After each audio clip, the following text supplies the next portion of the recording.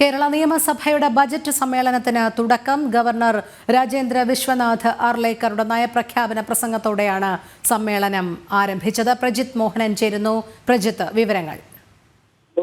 15ാം കേരള നിയമസഭയുടെ 13ാം സമ്മേളനം, ധനമന്ത്രി കെ എൻ ബാലഗോപാലിന്റെ 4ാം ബജറ്റ് സമ്മേളനം, അങ്ങനെ പ്രത്യേകതകളുമായി കേരള നിയമസഭയുടെ സമ്മേളനം ആരംഭിച്ചിരിക്കുകയാണ്. ഗവർണർ വിശ്വനാഥ് ആർലേക്കറിന്റെ ആദ്യ കേരള നിയമസഭാ സമ്മേളനത്തിലെ നയപ്രഖ്യാപന പ്രസംഗം കൂടിയാണ് ഇന്ന് ഇപ്പോൾ നിയമസഭയിൽ നടന്നുകൊണ്ടിരിക്കുന്നത്. ഇന്ന് രാവിലെ 9 മണിയോടെ ഗവർണർ എത്തുന്നു. പരസ്പരം കൈകൊടുത്താണ് മുഖ്യമന്ത്രിയും ഗവർണറും സൗഹൃദം അല്ലെങ്കിൽ ഒരു സൗഹൃദ സംഭാഷണത്തിലൊക്കെ ഏർപ്പെട്ടതിനു ശേഷമാണ് ഗവർണർ ഈ നയപ്രഖ്യാപന പ്രസംഗത്തിലേക്ക് കടക്കുന്നത്. അത് മലയാളത്തിൽ നമസ്കാരം പറഞ്ഞുകൊണ്ടായിരുന്നു അദ്ദേഹത്തിന്റെ പ്രസംഗം ആരംഭിച്ചത്. എന്റെ സർക്കാർ നവകേരള പദ്ധതികളുമായി മുന്നോട്ട് പോകുന്നു. കേരളത്തിന്റെ വികസനം ആഗോളതലത്തിൽ ചർച്ചയാകുന്നുണ്ട്.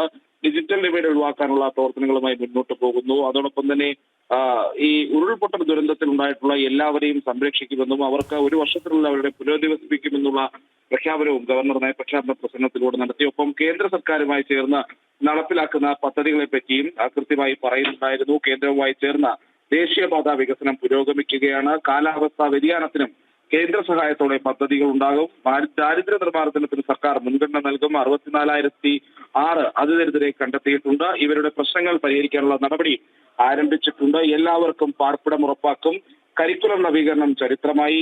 ജനങ്ങൾക്ക് നൽകിയ വാഗ്ദാനങ്ങൾ പാലിച്ചുകൊണ്ട് എന്റെ സർക്കാർ മുന്നോട്ട് പോകുമെന്നും ഒപ്പം സംസ്ഥാനം നേരിടുന്ന സാമ്പത്തിക ബുദ്ധിമുട്ടുകളെ കുറിച്ചും ഗവർണർ നയപ്രഖ്യാപന പ്രസംഗത്തിൽ പരാമർശിക്കുന്നുണ്ട്. GST വിഹിതം ഇല്ലാത്തതും ഗ്രാന്റ് കുറഞ്ഞതും പ്രതിസന്ധിയായി എന്ന് അദ്ദേഹം പറഞ്ഞു. ഈ GST വിഹിതം സംബന്ധിച്ച് ധനകാര്യ കമ്മീഷനെ പരാതി അറിയിച്ചിട്ടുണ്ട് തുടങ്ങിയിട്ടുള്ള കാര്യങ്ങളും അദ്ദേഹം പറഞ്ഞു. അങ്ങനെ നയങ്ങളെല്ലാം വ്യക്തമാക്കി കേരള ഗവർണർ നയപ്രഖ്യാപന പ്രസംഗം നടത്തിയിരിക്കുകയാണ്.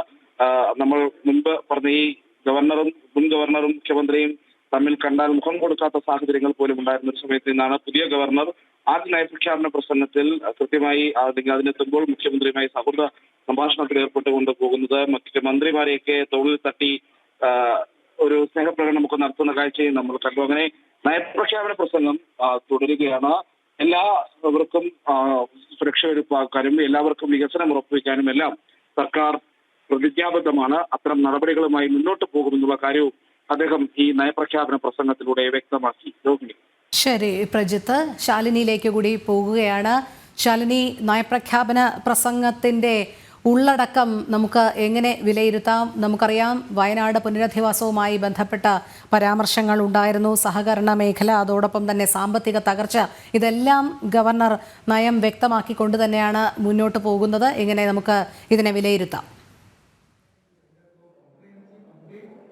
രോഹിണി സൂചിപ്പിച്ചതുപോലെ തന്നെ 1 മണിക്കൂറും 21 മിനിറ്റും പിന്നിട്ടിരിക്കുകയാണ് കേരളത്തിന്റെ പുതിയ ഗവർണർ, സംസ്ഥാനത്തിന്റെ പുതിയ ഗവർണർ രാജേന്ദ്ര വിശ്വനാഥ് ആർലേക്കറിന്റെ നയപ്രഖ്യാപന പ്രസംഗം അങ്ങനെ തുടരുകയാണ്. സംസ്ഥാന സർക്കാരിന്റെ നയങ്ങൾ ഓരോന്നും എണ്ണി പറഞ്ഞുകൊണ്ടാണ് ഗവർണറുടെ നയപ്രഖ്യാപന പ്രസംഗം തുടരുന്നത് എന്നുള്ളതാണ് ഏറ്റവും ശ്രദ്ധേയമായിട്ടുള്ള കാര്യം. നമ്മൾ ഈ 1 മണിക്കൂറും 21 മിനിറ്റും പിന്നിടുമ്പോഴും കേന്ദ്രത്തെ കുറ്റം പറഞ്ഞോ അല്ലെങ്കിൽ അത്തരത്തിലുള്ള പരാമർശങ്ങളൊന്നും തന്നെ നിലവിൽ സംസ്ഥാനത്തിന്റെ ഈ നയപ്രഖ്യാപനത്തിൽ ഇല്ല എന്നുള്ളതാണ് ഏറ്റവും ശ്രദ്ധേയമായിട്ടുള്ള കാര്യം. അതിലാണ് നമ്മൾ ഉറ്റുനോക്കുന്നത്. ഏതെങ്കിലും തരത്തിൽ കേന്ദ്രത്തിനെ വിമർശിക്കുന്ന, കേന്ദ്രത്തിനെ ഏതെങ്കിലും തരത്തിൽ വിമർശിക്കുന്ന രീതിയിലുള്ള പരാമർശങ്ങൾ ഒഴിവാക്കിയാണോ ഈ നയപ്രഖ്യാപന പ്രസംഗം രാജേന്ദ്ര വിശ്വനാഥ് ആർലേക്കർ ഗവർണർ വായിച്ചുകൊണ്ടിരിക്കുന്നത് എന്നുള്ളതാണ് കണ്ടറിയേണ്ടത്. എന്തായാലും കേന്ദ്രത്തിന്റെ പദ്ധതികൾ, ഒപ്പം തന്നെ കേന്ദ്രവും കേരളവും കൈകോർത്ത് മുന്നോട്ട് പോകുന്ന സാഹചര്യങ്ങൾ ഇതടക്കം എണ്ണി പറഞ്ഞുകൊണ്ടാണ് ഇപ്പോൾ ഗവർണറുടെ നയപ്രഖ്യാപന പ്രസംഗം തുടർന്നുകൊണ്ടിരിക്കുന്നത് എന്നുള്ളതാണ് നമ്മൾ മനസ്സിലാക്കുന്നത്. അതിൽ കാർഷിക മേഖലയിലടക്കം പുത്തൻ നവോത്ഥാനം സംസ്ഥാന സർക്കാർ കൊണ്ടുവന്നു എന്ന് ഗവർണർ പറയുന്നുണ്ട്. 2024-25 കാലഘട്ടത്തിൽ വെറ്റിനറി മേഖലയിൽ പുത്തൻ സൗകര്യങ്ങൾ ഒരുക്കിയതടക്കം ഗവർണർ ആരോഗ്യ വിദ്യാഭ്യാസ മേഖലയിലടക്കം വൻ പുരോഗതി ഉണ്ടായി. ഉന്നത വിദ്യാഭ്യാസ മേഖലയിലടക്കം വൻ പുരോഗതി സംസ്ഥാനത്തിന് കൈവരിക്കാൻ കഴിഞ്ഞു എന്നുള്ള കാര്യം അദ്ദേഹം പറയുകയുണ്ട്. അത് മാത്രമല്ല, പല ദുരന്തങ്ങളും നേരിട്ടൊരു കാലമാണ് കഴിഞ്ഞ കുറച്ച് നാളുകൾ സംസ്ഥാനം കണ്ടത്. സ്വാഭാവികമായും ആ ദുരന്തങ്ങളെ മറികടന്ന് മുന്നോട്ട് പോകാനുള്ള സമഗ്രമായ പ്രവർത്തനങ്ങൾ സംസ്ഥാന സർക്കാർ സ്വീകരിക്കുന്നുവെന്നും ഈ നയപ്രഖ്യാപനത്തിൽ സംസ്ഥാന സർക്കാർ പറയുന്നു. അത് അതേപടി തന്നെ ഗവർണർ വായിക്കുകയും ചെയ്തിട്ടുണ്ട്. അത് മാത്രമല്ല, ഈ കാലാവസ്ഥാ വ്യതിയാനങ്ങൾ അടക്കം ഉണ്ടാകുന്ന സാഹചര്യങ്ങളിൽ ആ കാലാവസ്ഥാ വ്യതിയാനങ്ങളെ മറികടക്കാൻ കേന്ദ്രവുമായി കൈകോർത്തുകൊണ്ട് സംസ്ഥാനം പുത്തൻ പദ്ധതികൾ ആവിഷ്കരിക്കുകയാണ്. അതിൽ കേന്ദ്രത്തിൽ നിന്ന് ലഭിക്കുന്ന സഹായം എണ്ണി പറഞ്ഞുകൊണ്ട് തന്നെയാണ് ഈ നയപ്രഖ്യാപനം ഉള്ളത് എന്നുള്ളതാണ് ശ്രദ്ധേയമായിട്ടുള്ള കാര്യം. എന്നാലും പ്രജിത്ത് സൂചിപ്പിച്ചതുപോലെ തന്നെ മുൻ വർഷങ്ങളിലൊക്കെ പല ഘട്ടങ്ങളിലും നമ്മൾ കണ്ടിട്ടുണ്ട് സംസ്ഥാന സർക്കാരിനെ വിമർശിക്കുന്ന മുൻ ഗവർണർ ആരിഫ് മുഹമ്മദ് ഖാൻ അടക്കമുള്ളവർ. പക്ഷേ ഇന്ന് അവിടെ ആ കാഴ്ചയല്ല കണ്ടത്. ഗവർണറെ സ്വീകരിക്കുമ്പോഴടക്കം മുഖ്യമന്ത്രിയുടെ മുഖത്ത് ചിരിയുണ്ടായിരുന്നു. മുഖ്യമന്ത്രി വളരെ സന്തോഷത്തോടെ കൂടി നിയമസഭയ്ക്കുള്ളിലേക്ക് അദ്ദേഹത്തിനെ ആനയിക്കുന്നു. മന്ത്രിമാർ അടക്കമുള്ളവർ ഒപ്പമുണ്ട്. അത്തരത്തിൽ ഒരു സൗഹൃദ സംഭാഷണം നടത്തിക്കൊണ്ട് നിയമസഭയ്ക്കുള്ളിലേക്ക് എത്തിയ ഗവർണർ രാജേന്ദ്ര വിശ്വനാഥ് അർലേക്കർ അദ്ദേഹത്തിന്റെ ആദ്യ നയപ്രഖ്യാപന പ്രസംഗം 15ാം നിയമസഭയുടെ 13ാം സമ്മേളനത്തിൽ വായിച്ചുകൊണ്ടിരിക്കുകയാണ്. എന്തായാലും ഈ സ്പീച്ച് തീരുമ്പോൾ അല്ലെങ്കിൽ നയപ്രഖ്യാപന പ്രസംഗം കഴിയുമ്പോൾ അറിയാം നിർണായകമായിട്ടുള്ള ഏതെങ്കിലും ഭാഗങ്ങൾ ഒഴിവാക്കിയാണോ ഗവർണർ ഈ നയപ്രഖ്യാപനം വായിച്ചത്, അതോ സർക്കാരുമായി കൈകോർത്തുകൊണ്ട് സംസ്ഥാനത്തിന്റെ വികസനത്തിനൊപ്പം നിൽക്കുന്ന ഒരു ഗവർണറാണോ ഇനി ഉള്ളത് എന്നുള്ളതാണ് കണ്ടറിയേണ്ടത്. അതേസമയം തന്നെ വിമർശനങ്ങളെ ചൂണ്ടിക്കാട്ടുന്ന ഒരു നിലപാട് താൻ സ്വീകരിക്കുമെന്ന് ആദ്യം തന്നെ വ്യക്തമാക്കിയ ഗവർണർ ഈ നയപ്രഖ്യാപനത്തിൽ ഏതെങ്കിലും ഭാഗം ഒഴിവാക്കിയിട്ടുണ്ടോ എന്നുള്ളതാണ് രാഷ്ട്രീയ കേരളം ഉറ്റുനോക്കുന്നത്. എന്തായാലും ഈ നയപ്രഖ്യാപന പ്രസംഗത്തിന് ശേഷം നിയമസഭാ സമ്മേളനം അല്പസമയത്തിനകം പിരിയും. അതിനുശേഷം തുടർന്ന് വരുന്ന ദിവസങ്ങളിൽ 20ാം തീയതി മുതലാണ് നയപ്രഖ്യാപന പ്രസംഗത്തിന്മേലുള്ള ചർച്ചകൾ അടക്കം തുടരുന്നത്. പ്രതിപക്ഷ നേതാവ് വി ഡി സതീശൻ അടക്കമുള്ള പ്രതിനിധികൾ, ഒപ്പം തന്നെ MLA മാർ അടക്കമുള്ളവരും മന്ത്രിമാർ അടക്കമുള്ളവരും നയപ്രഖ്യാപന പ്രസംഗം പൂർണ്ണമായും കേട്ടുകൊണ്ട് നിയമസഭയിൽ തന്നെയുണ്ട്. ശാലിനി, ഒരു കാര്യം കൂടി നമുക്കറിയാം, വയനാട് ദുരന്തവുമായി ബന്ധപ്പെട്ട് മുൻഗണന അതിന് തന്നെ ആയിരിക്കും എന്നുള്ളത് വ്യക്തമാക്കുന്നുണ്ട്. വയനാട് പുനരധിവാസത്തിന് സർക്കാർ പ്രതിജ്ഞാബദ്ധം എന്ന് തന്നെയാണ് നയപ്രഖ്യാപന പ്രസംഗത്തിലൂടെ സർക്കാരിൻ്റെ നയം വ്യക്തമാക്കുന്നത്. അതോടൊപ്പം എല്ലാവർക്കും പാർപ്പിടം ഉറപ്പാക്കാനുള്ള നടപടി പുരോഗമിക്കും, അതിദരിദ്രരുടെ പ്രശ്നം പരിഹരിക്കും എന്ന് പറയുന്നുണ്ട്. ഇതിലെല്ലാത്തിലും ഉപരി സംസ്ഥാനം നേരിടുന്ന കടുത്ത സാമ്പത്തിക ബുദ്ധിമുട്ടും നയപ്രഖ്യാപന പ്രസംഗത്തിൽ പറയുന്നുണ്ട്. അതിൽ GST നഷ്ടപരിഹാരം ഇല്ല എന്നുള്ളതും ചൂണ്ടിക്കാട്ടുന്നുണ്ട്. രോഹിണി, അത് തന്നെയാണ് ഏറ്റവും ശ്രദ്ധേയമായിട്ടുള്ള കാര്യം.